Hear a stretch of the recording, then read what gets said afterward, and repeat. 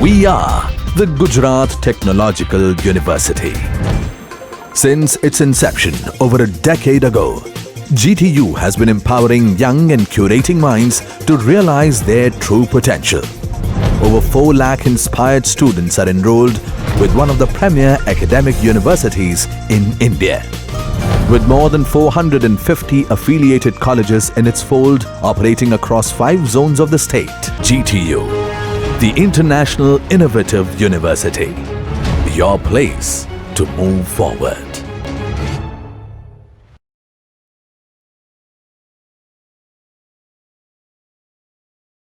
Hello dear students, today we will start the new topic, that is deep level transient spectroscopy.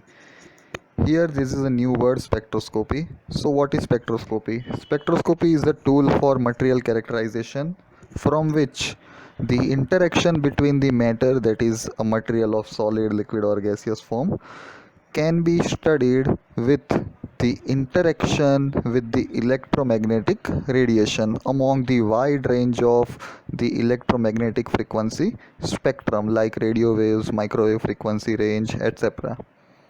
So, what is the purpose of this DLTS method? The full form is Deep Level Transient Spectroscopy. The purpose of this method is to determine the impurities and the traps inside the semiconductor. So, energetically, the deep trapping levels in semiconductor space charge region affect the performance of semiconductors in terms of shortening of carrier lifetime, enhanced recombination of minority carriers, and output power limitation, and many more. So the shortening of carrier lifetime, that is the most important factor which is affected by the impurities and traps inside the semiconductor, because all the performances of semiconductor depends on the carrier lifetime. And if you are considering the n-type semiconductor and there is a shortening of carrier lifetime, that is of electron, then it is a quite problematic situation for its performance. So characterization of impurities and traps is essential to analyze the performance of semiconductor. This method, Deep Level Transient Spectroscopy (DLTS), was first introduced by D.V. Lang in 1974. It is commonly used for characterizing the point defects in the semiconductor, and these point defects exhibited in any level of the semiconductor, that means in upper layer, intermediate level, or at the ground level. At any point there is a defect that will be identified using this method. The principle on which the DLTS method is working is the emission of trapped charge carriers which change the depletion capacitance of a PN junction, or we can say a Schottky diode. So basically, when the trapped charge carriers will be emitted, and as I told you, the spectroscopy is nothing but the interaction of material and electromagnetic radiation. So what is the information is coming out from the trapped charge carriers and the depletion capacitance will be helpful to determine at what point and at what layer there is a defect inside the semiconductor. The transient measurement, the word comes transient in the DLTS method, is particularly used for providing information of the defect levels in the band gap. We all know there is a band gap in the semiconductor or in the any kind of electronic materials between valence and conduction bands. The most important factor of DLTS method is very sensitive and it is a non-destructive method. So repeatability will be maintained throughout the experiment. DLTS method can also detect traps down to, see this is very important, at the level of 10 raised to 8 per centimeter cube in very good samples. Moreover, electrical properties of defects What kind of electrical defects are there? Number 1, energy position in the band gap. Number 2, capture cross section. And number 3, the concentration of defects. So these all three types of defects can be identified, and further improvement tasks can be carried out to enhance the performance of the tested semiconductor. So this is the deep levels in the band gap working figure, where valence band is there, conduction band, and we can say the intermediate band levels are very important, as they are working as a trap center for holes of the valence band and electrons of the conduction band. First of all, we will focus on the conduction band, where the electron tap center is generated near, or we can say just below, the conduction band.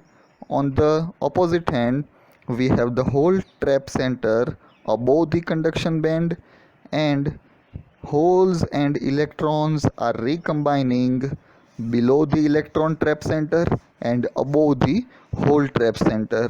So in general, we can say the recombination center takes place near about the Fermi energy level. So recombination centers can interact with both the edges of the band gap.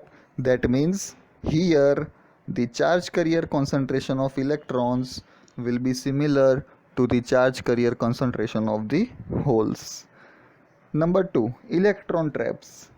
They mostly interact with the conduction band. So here the charge carrier concentration of electrons is much higher than the charge carrier concentration of holes. Number 3, hole traps. They mostly interact with the valence band, and hence the charge carrier concentration of electrons is much lower than the charge carrier concentration of holes. So how we will identify the thermal emission rate through which we can identify the defect inside the semiconductor? So equation number 1, that is En is equal to sigma n, the carrier density, Vn Nc divided by G into exponential minus Ec minus Et divided by Kt. See, this Ec is the energy of the conduction band, Et is the energy of thermal emission from which the electrons are emitting, Vn is the number of charge carriers in the valence band, and C is the number of charge carriers in the conduction band. G is the gravitational constant, K is the Boltzmann constant, T is the absolute temperature of Kelvin. Vn is proportional to the square root of T, Nc is proportional to the cube root of T, that is of temperature, and thus using both the proportionalities we can reformulate equation number 1 as En is equal to sigma n, beta is the proportionality constant, beta T square, because when we multiply T raised to half and T raised to 3 by 2, so we have T square, exponential minus Ec minus Et upon Kt. So this is the DLTS measurement principle, and different stages are there. The first stage is known as equilibrium stage, where the valence band, conduction band and the trap band are at predefined level, or we can say unchanged level. After filling pulse, that is stage B, the charge carrier concentration of electrons is highly increased, and we can see from the figure that the charge carrier concentration of holes is highly decreased. After filling the phase, the return to reverse bias with the change in the capacitance, and the original position of A is somehow stabilized. And in the final emission case, we have the trapped electrons as well as trapped holes in the metal semiconductor junction. So this was the DLTS measurement principle, and this figure is very much important. You have to draw in your GTU examination. So what are the requirements for the DLTS method? The major electrical equipments are necessary for this method are capacitance meter, pulse generator to increase the number of charge carrier concentration in the conduction band, temperature controller, may be liquid nitrogen, helium cryostat or heater, temperature reader, there is a thermometer or digital thermometer, rectifying junction, that is a well-known Schottky or PN junction diode, junction capacitance between the range of 1 to 1000 picofarad, but the most ideal range is of 100 picofarad. Trap concentration less than 10 to 15% of the doping. So the limitation of the DLTS method, we can say, if there is less than 10 to 15% of the doping, only then we can identify the defect inside the semiconductor. And low leakage current and low conduction by maintaining the thermal stability of the same. So this was all about the DLTS method. Thank you for visiting the lecture.